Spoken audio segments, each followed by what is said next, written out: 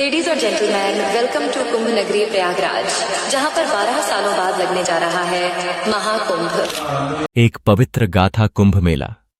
दुनिया के सबसे बड़ा मेला कैसे बना, इसका इतिहास क्या है, आज हम इसी के बारे में जानेंगे।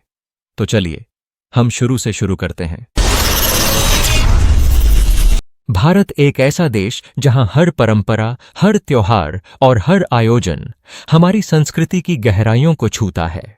लेकिन हर 12 साल में एक ऐसा अद्वितीय आयोजन होता है जो न केवल आस्था और अध्यात्म का प्रतीक है, बल्कि मानवता का सबसे बड़ा संगम भी है। यह है कुंभ मेला। 2025 का कुंभ मेला प्रयागराज में आयोजित हो रहा है। यह मेला न केवल भारत बल्कि पूरी दुनिया के लिए एक आस्था और आध्यात्मिकता का प्रतीक है। आइए इस महापर्व की यात्रा पर चलते हैं। पौराणिक कथा का आरंभ कैसे हुआ? कुंभ मेले की कहानी हमें पौराणिक काल में ले जाती है। यह कहानी समुद्र मंथन से शुरू होती है, जहां देवता और असुर अमृत प्राप्त करने के लिए एक साथ आए। मंथन से अमृत कलश निकला, लेकिन इसे लेकर देवताओं और असुरों में संघर्ष हुआ।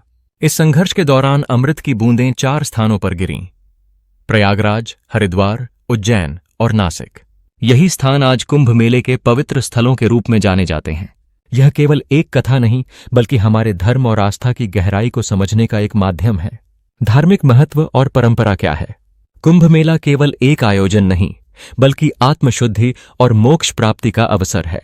मान्यता है कि गंगा, यमुना और सरस्वती के संगम में स्नान करने से पापों का नाश होता है और आत्मा शुद्ध होती है। यह मेला हमारी आस्था और परंपराओं का सबसे बड़ा प्रमाण है। यहाँ हर धर्म, हर वर्ग और हर कोने से लोग आते हैं और संगम में डुबकी लगाकर अपने जीवन को धन्य मानते हैं। ऐतिहासिक यात्रा क्या रहा? इतिहास के पन्नों में कुंभ मेले का पहला उल्लेख चीनी यात्री ह्वेनसांग ने 7वीं शताब्दी में किया। उन्होंने इसे एक भव्य धार्मिक आयोजन के रूप में वर्णित किया। मुगल और ब्रिटिश काल में भी यह मेला अपनी भव्यता और व्यवस्था के लिए प्रसिद्ध था। आज यह मेला अपनी परंपरा और आधुनिक तकनीकों का अद्भुत संगम बन चुका है। 2025 का कुंभ मेला तैयारियां और विशेषताएं क्या-क्या चल रही हैं? 2025 का कुंभ मेला एक बार फिर प्रयागराज में आयोजित हो रहा है। यहां करोड़ों श्रद्धालु आने की तैयारी कर रहे हैं। इस बार मेले में कई नई व्यवस्थाएं और तकनीकी सुधार किए गए हैं। हमने सुरक्षा, डिजिटल रजिस्ट्रेशन और पर्यावरण संरक्षण पर विशेष ध्यान दिया है। प्रमुख स्नान तिथियों पर संगम में लाखों लोग डुबकी लगाएंगे।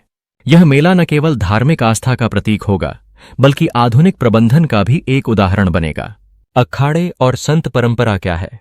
कुंभ मेले की सबसे प्रमुख परंपरा है अखाड़ों की पेशवाई।